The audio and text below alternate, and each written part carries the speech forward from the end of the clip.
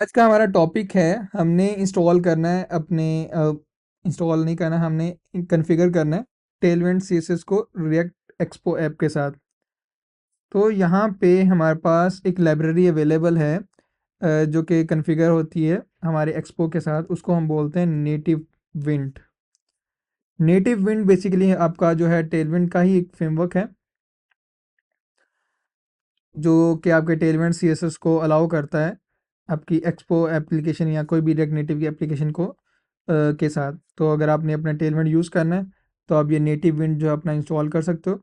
तो उसके लिए हमें कुछ चीज़ें सेटअप करनी पड़ेंगी। हम यहाँ पर आते हैं एक्सपो राउटर के ऊपर। तो जैसे हम एक्सपो राउटर पर आते हैं यहाँ पे कुछ फाइल्स हमें मिलेंगी जो कि हमने अपनी पैकेज के साथ इंस्टॉल करनी है, जिसमें है एक्सपो है, इंस्टॉल है, नेटिव विंड है, टेलविंड सीएसएस है, रिएक्ट नेटिव है, रीएनिमेशन है और सेफ एरिया कंटेनर्स हैं। तो ये आपको इंस्टॉल करना पड़ेगा और यहाँ पे स्टेप बाय स्टेप जो है आपको प्रोसेस भी मिलेगा कि आपने सीएसएस को कॉन्फ़िगर कैसे करना है। तो उसके लिए हम सबसे पहले एक प्रोजेक्ट बना लेते हैं। तो हम टर्मिनल ओपन करेंगे।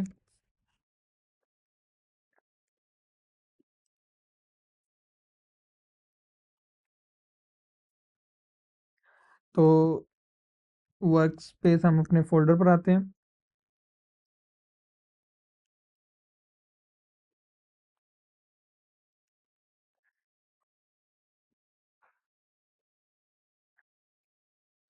तो अब मुझे ये बताएँ हमें इंस्टॉल करने के लिए डायरेक्ट एक्सपो का ऐप, तो क्या कमांड हमें यूज़ करनी पड़ेगी? npx create expo app latest। तो अगर हम टेम्पलेट बनाना चाहें तो?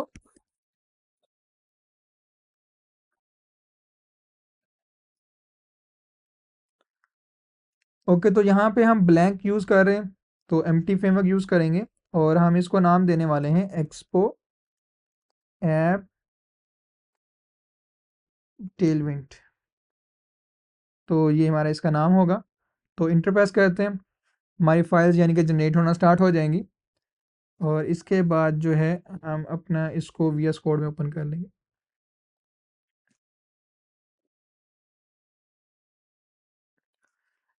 तो ये टेम्पलेट आपने लाजमी ऐड करना है फ्लैग, अगर आप कुछ डिफ़ॉल्ट कॉन्फ़िगरेशन करना चाहते हो। तो अदरवाइज़ अगर आप इसको नहीं यूज़ करोगे तो प्री बिल्ड सेटअप मिलेगा आपको जो डिफ़ॉल्ट वाला है, जो सबसे पहला वाला ऑप्शन आता है हमारे टेम्पलेट के अंदर, वही इंस्टॉल हो जाएगा। उसमें आपका जो एक्सपो राउटर है वो भी सेटअप होगा और तमाम कॉन्फ़िगरेशन जो है वो पहले से उसमें ऐड ऑन होंगी। तो अगर आप चाहते हो कि आप स्क्रैच से करो तो फिर आपको टेम्पलेट जो है यूज़ करनी पड़ेगी। अब हम अपना जो है एक्सपो ऐप में यानी कि मूव करेंगे फ़ोल्डर में। तो टेलविंड,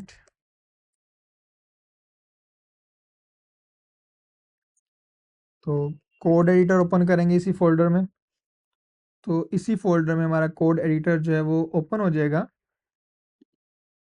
अब हम यहाँ पे अपना जो कॉन्फ़िगरेशन है उसको ओपन करते हैं टेलविंड सीएसएस की। तो उसके लिए हमें ये जो है हमारा एक्सपो, इसको इंस्टॉल करना होगा।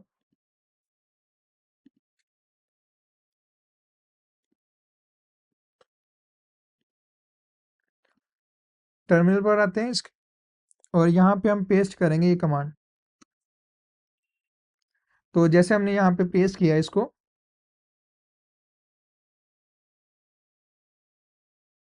उसके बाद आपकी जो फाइल्स हैं, जो ज़रूरी फाइल्स हैं, वो यहाँ पर ऐड होना स्टार्ट हो जाएंगी। ओके, तो ये ऐड हो गई।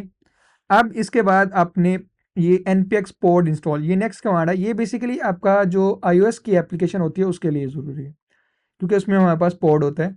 क्योंकि हमने वहाँ पे कोको पॉड इंस्टॉल किया तो ये पॉड उसी का है। तो अगर आपके पास iOS की कोई कन्फिग्रेशन है फिर आप इसको यूज़ कर सकते हो। अदरवाइज़ जो है आपने नेक्स्ट स्टेप पर आना है, जहाँ पे आप टेलविंड सीएसएस का सेटअप करोगे। तो उसके लिए ज़रूरी है कि हम उसको इनिशियलाइज़ करें। तो आपको यहाँ पे एक कमांड मिलेगी, अगर आपके पास फ़ोल्डर अवेलेबल नहीं है टेलविंड config डॉट जेएस का, तो आप देख सकते हो यहाँ पे हमारे पास इस नाम का कोई फ़ोल्डर फाइल अवेलेबल नहीं है। तो हमें यहाँ पे ये फ़ाइल जो है वो क्रिएट करनी पड़ेगी, इनिशियलाइज़ करनी पड़ेगी। तो क्लियर करते हैं स्क्रीन सूडो और ये ऐड करते हैं। तो अब यहाँ पे एक फ़ाइल बनकर आएगी टेलविंड config वाली। तो आप देख सकते हो ये फ़ाइल बन के आ चुकी है। अब इसके अंदर हमें ये कोड पेस्ट करना है, तो हम इसको एग्जैक्टली कोड को कॉपी करेंगे, कंट्रोल ए करेंगे और ये कोड इसके साथ रिप्लेस कर देंगे और सेव कर देंगे।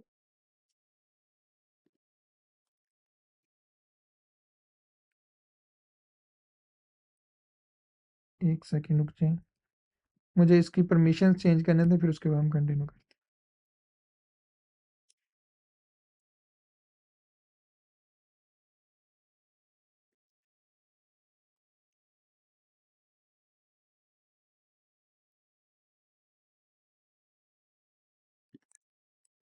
ओके,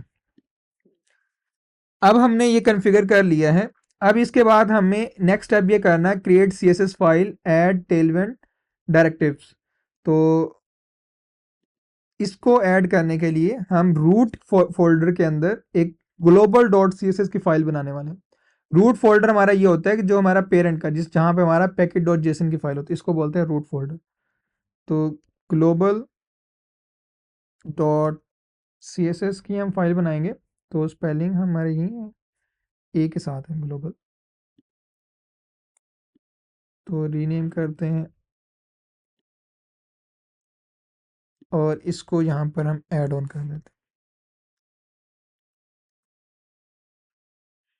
तो ये फाइल हमने यहाँ पे जनरेट कर दी। अब ये फाइल करने के बाद आपको क्या करना है, एक babel dot config dot G S की फाइल आपने जनरेट करनी है। अगर तो आपके फोल्डर स्ट्रक्चर के अंदर babel डॉट जी एस की फाइल है तो आप उसको ऐड कर सकते हो और उसी में ऐड कर सकते हो, अगर नहीं है तो आप क्रिएट भी कर सकते हो। तो हमें यहाँ पे एक फाइल जनरेट करनी है रूट के अंदर, तो उसके लिए हम यहाँ पे लिखेंगे babel dot config dot J S. अब इसके अंदर हम ये पेस्ट करेंगे, तो ये इसको हम एरो के फंक्शन के अंदर कन्वर्ट कर लेंगे ताकि कोई इशू ना है। तो अब लास्ट में ये है कि अगर आपके पास मेट्रो कन्फिग डॉट जेएस की फाइल नहीं है तो आपको क्रिएट करने के लिए यहाँ पे कमांड दी गई है, जिसको आपने यूज़ करके इसको क्रिएट करना है। क्योंकि मेरे पास यहाँ पे नहीं है, क्योंकि डिफ़ॉल्ट कन्फिग के अंदर यहाँ पे मेट्रो वाली फाइल भी नहीं है। तो इसके लिए भी हमें टर्मिनल पर आना पड़ेगा और यहाँ पे इसको ऐड करना पड़ेगा। तो जैसे हम इसको ऐड करेंगे तो आपके पास यहाँ पे मेट्रो कन्फिग की भी फाइल बन जाएगी और इसको भी आपने सेम एक ऐसे ही कॉपी पेस्ट कर देना है। तो अब बेसिकली यहाँ पे हो क्या रहा है कि जो हमने फाइल्स बनाई हैं, तो अगर हम टेलविंड कन्फिग की बात करें तो टेलविंड कन्फिग क्या कर रहा है कि आपका जो कंटेंट है, कंटेंट कहाँ से वो ले रहा है, वो ऐप फोल्डर से ले रहा है। यहाँ पे अगर आप देखो तो स्लैश ऐप, यानी कि हम एक्सप्लोर राउटर के अंदर क्या करते हैं, ऐप नाम का फोल्डर बनाते हैं ना, ऐसे ही है ना। Yes sir. जी सर। तो इसका मतलब ये है कि कंटेंट जो होगा ऐप फोल्डर के अंदर, उसमें यानी कि स्लैश के बाद डबल एस्ट्रिक का मतलब ये है उसके जो सब फोल्डर्स हैं, यानी कि ऐप फोल्डर के जितने भी सब फोल्डर्स होंगे, और स्लैश एस्ट्रिक का मतलब ये है कि उस उन फोल्डर्स के अंदर जितने भी फाइल्स होंगी जिनकी एक्सटेंशन हो सकती है जेएस, जेएसएक्स, टीएस और टीएसएक्स, इन फाइल को आपने जो है वो टेलविंड सीएसएस की प्रॉपर्टीज प्रोवाइड करनी है। तो ये आपका जो है प्रीसेट है, जो कि अभी न्यू ऐड हुआ है, ये पहले नहीं होता था लेकिन अभी इन्होंने ऐड किए हैं। इस यानी कि जो अपडेट हुई है, ये वाली जो अपडेट हुई है न्यू, इसमें इन्होंने ऐड किया है।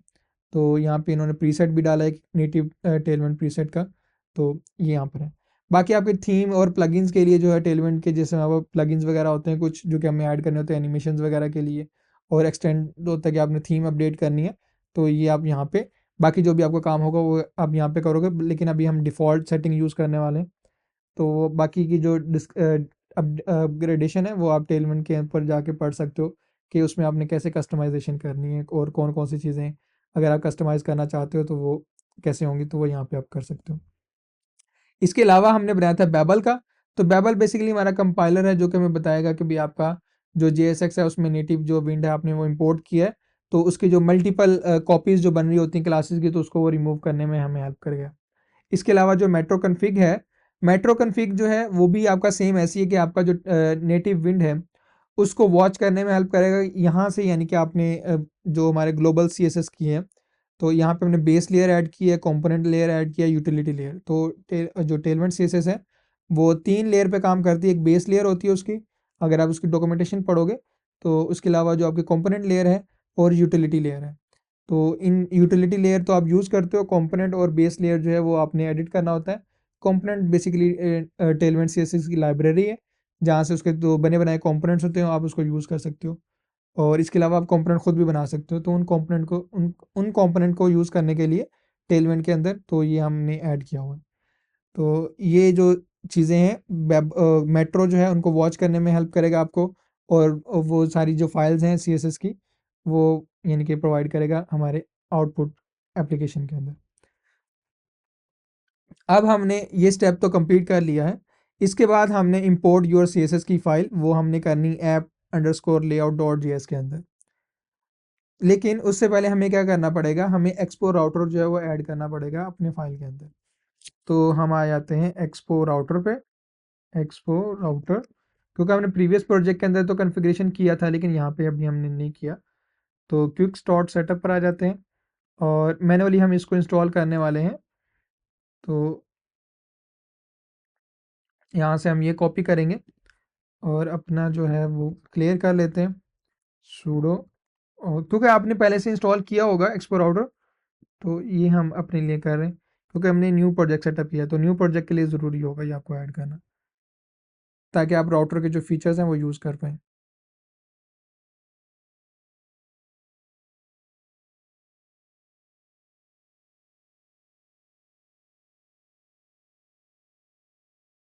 ओके, तो ये हमारे पास राउटर ऐड हो चुका है। तो उसके बाद हमने मेन एंट्री पॉइंट चेंज करना है यहाँ से। तो जैसे ही मेन एंट्री पॉइंट हमें कहाँ मिलेगा, पैकेट डॉट जेसन के अंदर। तो यहाँ पे हमारे पास इंडेक्स डॉट जेएस था, तो हम इसका मेन एंट्री पॉइंट चेंज कर रहे हैं। तो चेंज करने के बाद हमें यहाँ पे स्कीमा भी चेंज करना पड़ेगा। तो यहाँ से मैं वैल्यू जो है वो इसकी कॉपी कर लेता हूँ। अगर स्कीमा ना भी ऐड करना चाहो तो कोई प्रॉब्लम नहीं, तो आप स्लग के नीचे जो है इसको ऐड कर सकते हो। और इसको हम नेम दे देते हैं एक्सपो ऐप टेलमेंट। तो ये हमने ऐड कर लिया है। अब इसके बाद जो है अगर आप वेब का यूज़ कर रहे हो तो आप ये इंस्टॉल कर सकते हो। इसके ज़रिए जो आपका जो डोम है वो भी ऐड ऑन हो जाएगा, लेकिन उसके लिए आपको जो है एक्स्ट्रा जो है जेसन के अंदर एक पैरामीटर ऐड करना पड़ेगा बंडलर मेट्रो का। और जो प्रीसेट है ये आप अपने बेबल config डॉट जेएस के अंदर ऐड करना चाहो तो वो कर सकते हो, लेकिन अब हम जो है यहाँ पे डायरेक्टली जो है इसको ऑन करने वाले हैं। तो अगर हम बेबल config के अंदर जाके देखें तो यहाँ पे हमारे पास ऑलरेडी अवेलेबल है बेबल प्रीसेट एक्सपो, तो ये ऑलरेडी हमारे पास यहाँ पे अवेलेबल है। तो अब हमने इसको स्टार्ट करना है, तो यहाँ पे हम कमांड ऐड करते हैं। अच्छा, ये यहाँ पे मैंने स्लैश सी जो ऐड किया है ये बेसिकली हमारे पास क्लीनर है कि हमारा जो कैशे होगा पहले वाला उसको रिमूव करने में हेल्प करेगा। तो यहाँ पे हमारे पास एक पहले से ही ओपन था, अगर हम देखें तो ओके, तो ओपन नहीं है वो। तो जो पहले से मेरा एक्सपो ऐप चल रहा होगा उसको आपको क्लोज करना ज़रूरी है।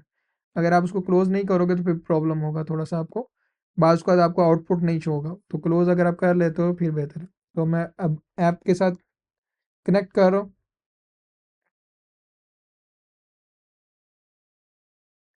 तो अब हमें वो बोलेगा कि आपका जो ऐप वाला फ़ोल्डर है वो अवेलेबल ही नहीं है। तो हमें वो ऐप वाला फ़ोल्डर जो है वो जनरेट करना पड़ेगा, लेकिन पहले हम इसकी कॉन्फ़िगरेशन जो है वो होने देते हैं, उसके बाद हम इसको कंटिन्यू करेंगे।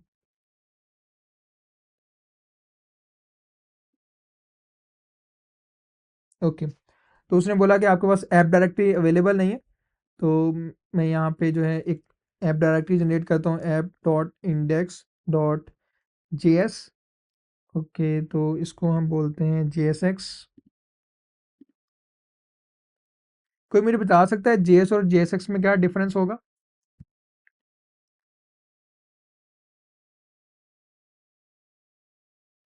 सर जावास्क्रिप्ट में जेएस में हम कोड जावास्क्रिप्ट लिखते हैं और जेएसएक्स में हम एचटीएमएल टाइप कोड भी लिख सकते हैं एक्सएमएल।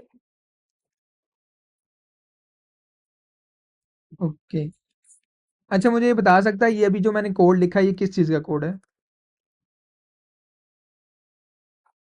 ये आपने कंपोनेंट बनाया। Okay,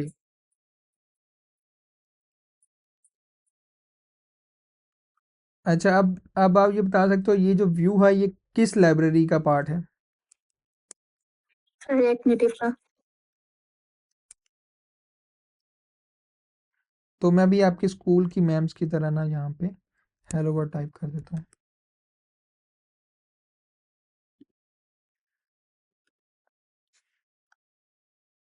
import view text from,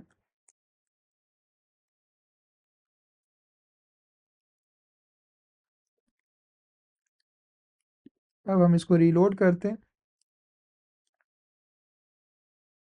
okay, अब अगर हमने यहाँ पे अपना C S S element C S S use करना है, तो यहाँ पे हम पैरामीटर देंगे, एट्रीब्यूट यूज़ करेंगे क्लास नेम का, और यहाँ पे हम इसकी प्रॉपर्टीज़ लिखेंगे।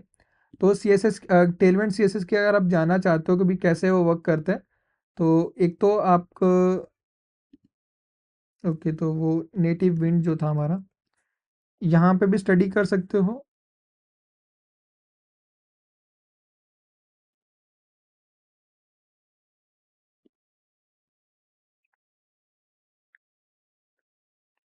ओके, तो यहाँ पे वो अवेलेबल नहीं है लिस्ट, तो उसके लिए आप टेलमेंट सी एस एस पे आ सकते हो। तो आप क्लासेस के बारे में जान जान सकते हो यहाँ पे कौन कौन सी हैं, जैसे कि डॉक्यूमेंट्स हो गया, डॉक्यूमेंट पर आओगे यहाँ पे और आपको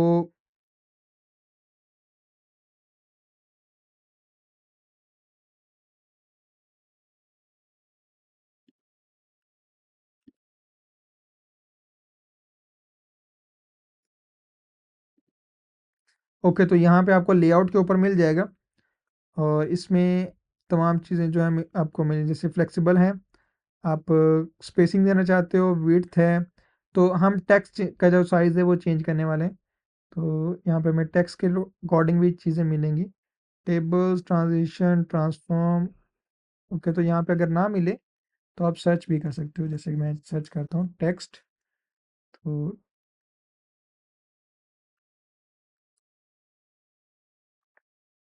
तो टाइपोग्राफी में था, हम स्किप कर गए थे।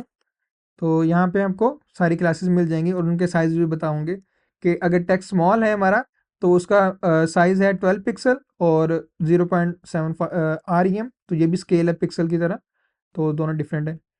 तो हम यहाँ पे इसका टेक्स्ट का जो साइज़ है वो 2 एक्सएल करने वाले हैं, तो उसके लिए हमें यूज़ करना पड़ेगा टेक्स्ट हाइफन 2 एक्सएल, तो ये हमें यूज़ करना होगा। तो हम इसको यूज़ करते हैं, टेक्स्ट 2 एक्सएल।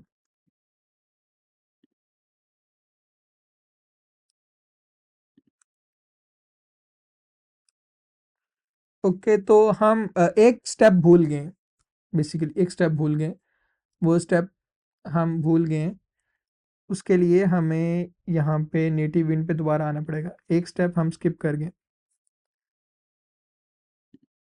इंपोर्ट हमने नहीं किया अपना एक्सपो को, तो उसके लिए आपको अंडरस्कोर लेआउट डॉट जेएस के अंदर एक फ़ाइल बनानी थी, तो वो हमने नहीं बनाई, जहाँ पे हम अपना global C S S import कर रहे हैं, तो वो फाइल हम भूल गए।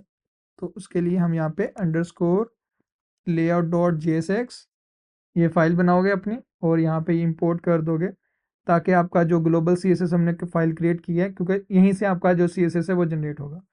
तो जैसे ये जनरेट होगा, तो अगर अब हम अपना जो है रिफ्रेश करते हैं यहाँ पे,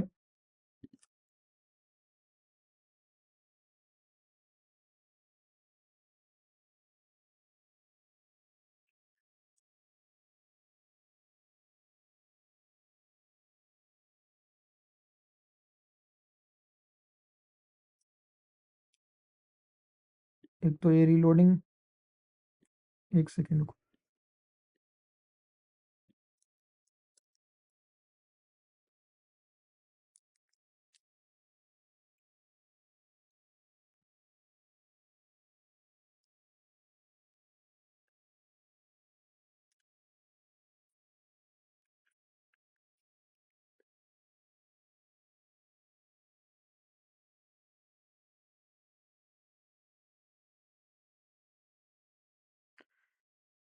अब ये जो क्रॉस प्लेटफॉर्म फ्रेमवर्क्स होते हैं इस तरह के, उसमें ये तो बता देते हैं कि भी आपको आपका टाइम बचेगा, आपको एक ही कोड लिखना पड़ेगा, लेकिन वो ये नहीं बताते कि प्रॉब्लम कितनी आएंगी। तो ये हमारे पास क्लासेस हैं, जैसे कि मैं कलर चेंज करना चाहता हूँ, तो मैं यहाँ पे रेड कलर और 300 देता हूँ। तो जैसे हम सेव करेंगे कलर चेंज हो जाएगा। अगर मैं बीजी कलर देना चाहता हूँ, बीजी में इसका जो है वो ग्रीन और 500 करना चाहूँ तो वो मैं यहाँ पे मिल जाएगा। इसके अलावा आप जो भी प्रॉपर्टी यूज़ करना चाहते हैं तो वो आप कर सकते हैं। आपको तमाम चीज़ें जो है वो मिल जाएंगी CSS की। आप आपको एक्स्ट्रा जो स्टाइल शीट लिखते हो वो आपको सेपरेटली लिखनी नहीं पड़ेगी। आप क्योंकि आपने एक ही बार ऐड की होगी, उसके बाद क्लासेस ऐड करते जाओगे और वो आप यूज़ कर लोगे। और आप CSS के जितने भी फीचर्स हैं वो आप एडिशनली यहाँ पर ऐड कर सकते हो। इसके अलावा एनिमेशंस आपने करनी है, थीम स्टाइलिंग करनी है, थीम्स डिज़ाइन करनी है, तो आप प्रॉपर टेलमेंट के थ्रू जो है वो कर सकते हो। इसमें आपको तमाम जो है फीचर्स मिल जाएंगे। जैसे कि अगर हम फ़ॉन्ट साइज़ और बढ़ाना चाहें तो वो हम बढ़ा सकते हैं। फॉर एग्ज़ाम्पल यहाँ पे मैंने टेक्स्ट जो है वो 128 पिक्सल करना है, तो यहाँ पे मैं लिख दूंगा 128 पिक्सल, तो मेरा ये 128 पिक्सल हो जाएगा। तो कस्टम भी हम ऐड कर सकते हैं। तो जो चीज़ें आप करना चाहो वो आप इजीली कर सकते हो।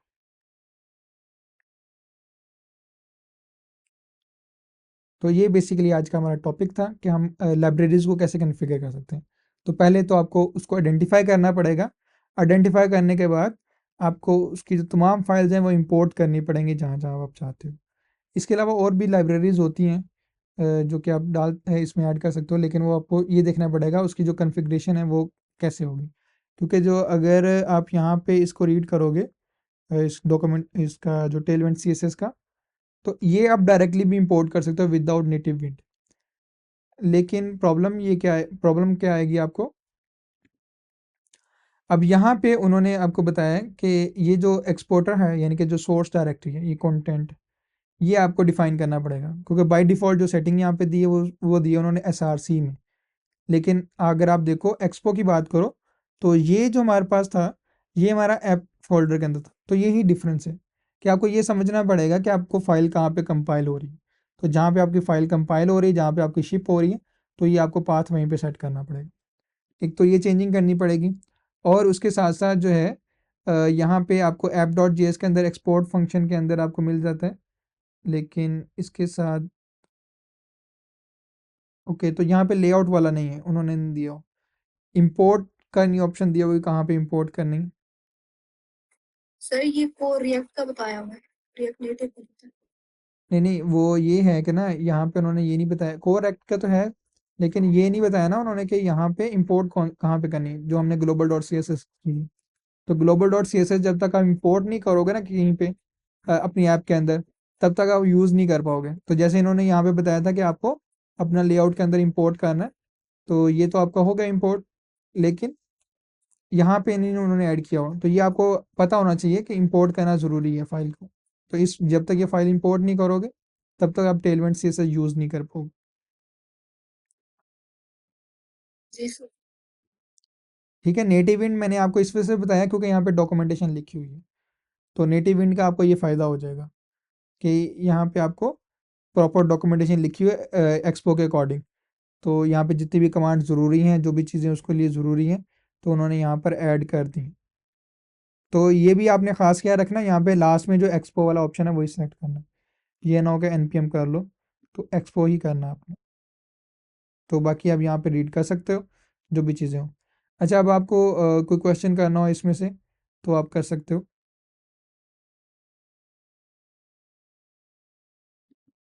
कोई क्वेश्चन आ रहा है माइंड में?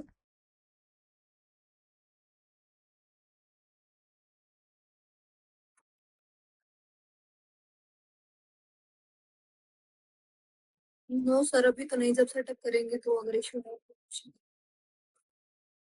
जो हमने आज सेटअप किया है, जो हमने पहले प्रोजेक्ट क्रिएट किया, तो उसके अंदर नहीं कर सकते, इसके लिए न्यू प्रोजेक्ट क्रिएट करना जरूरी है। नहीं नहीं, उसके अंदर कर सकते हो। मैंने इस वजह से ये सेपरेटली बनाया है क्योंकि मैं स्क्रैच से करके बताना चाह रहा था ना आपको।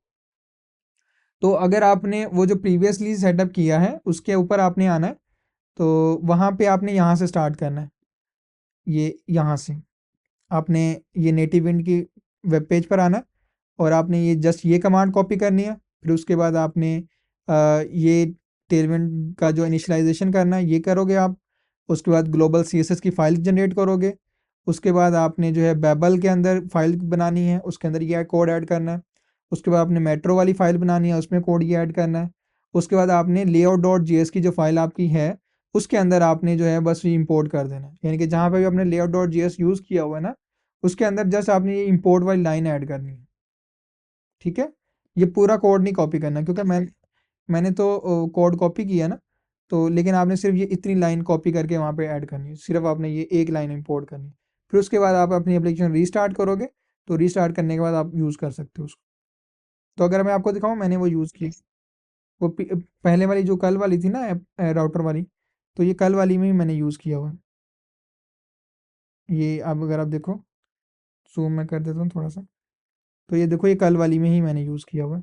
तो यहाँ पे अगर मैं फोल्डर से हूँ तो ये टेलमेंट कन्फिग यूज़ किया।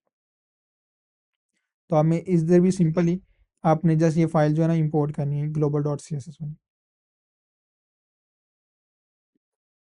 सर ये लेआउट वाली फाइल में हमने राउटिंग की थी, डिफाइन स्क्रीन वगैरह, स्टैक। हाँ, राउटिंग ही डिफाइन की थी, लेकिन आप जो राउटिंग डिफाइन करोगे ना उसके अलावा बस आपने ये लाइन एक ऐड करनी है। जस्ट ग्लोबल सीएसएस वाले हाँ, ये ग्लोबल सी एस एस वाली। को ये ऊपर इंपोर्ट स्लॉट फ्रॉम नहीं एक्सपोर्ट। नहीं, ये आपने नहीं करना। ओके।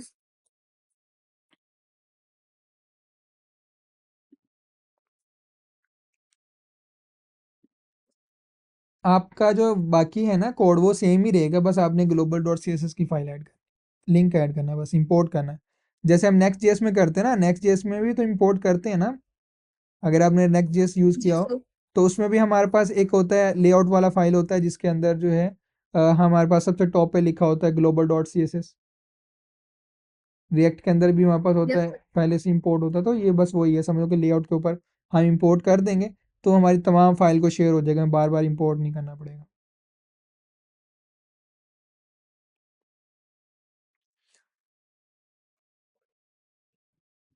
इश्मल का, आप इश्मल ईज़ा और आप दोनों का कोई क्वेश्चन है? अफीफ़ा? सर VS कोड में जो आपका जेएस लॉग वाला नीचे आ रहा था ना टर्मिनल में। JS log? जी सर, ये JavaScript log will be removed. अच्छा, ये जी सर, इस मेरा जो है ना इसके अलावा भी आ रहा है, वार्निंग आ रही है। कौन सी वार्निंग आ रही है आपको?